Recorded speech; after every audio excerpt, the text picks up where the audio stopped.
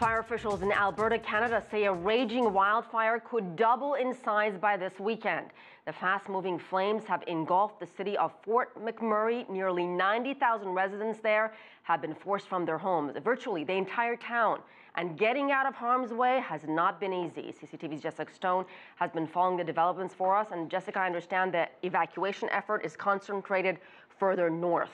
It is, Aussie, and that's largely because when the evacuation order was given earlier this week, about 25,000 people went north of Fort McMurray to some of the oil sands camps for shelter. Emergency officials are working on getting them out by car and by plane.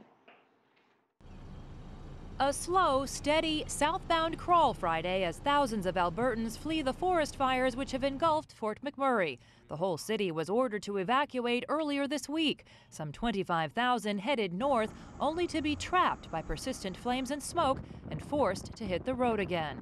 That's not fair. They didn't even let us take our things and when we asked them. So we lost everything now.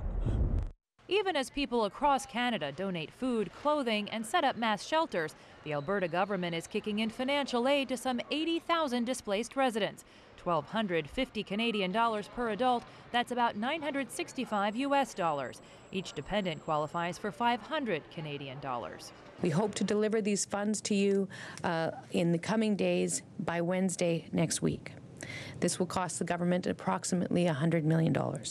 Since Sunday, the fire has swallowed hundreds of homes and other buildings and scorched more than 1,000 square kilometers, a swath of land about the size of New York City, land dried brittle by 2 months of drought. No fire break here would have stopped this fire because this fire is jumping kilometers at a time.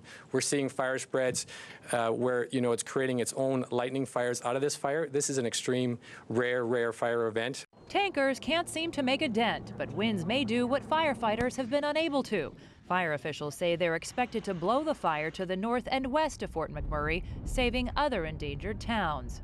We expect over the next 2 days, with lots of extreme fire behavior still to come, that these fires will continue to move up into the Clearwater River Valley. This is good news for the communities of Anzac and Gregoire Lakes area and the Nexon Long Lake facility, as the winds will be pushing the fire away. But it will be months, if not longer, before Fort McMurray can be rebuilt. For now, National Police will keep residents from returning until it's declared safe. And emergency officials expect the rest of this evacuation to take about 4 days. The convoy has air cover to make sure the route remains clear, and another 5,500 people are expected to be flown out by air.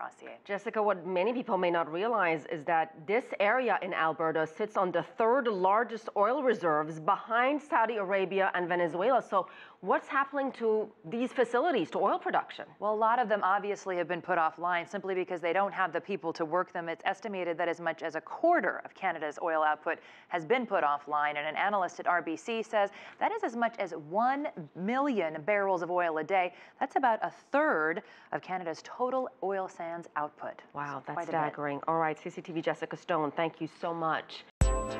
If you like what you just saw, follow us on social media and visit our website, cctv-america.com.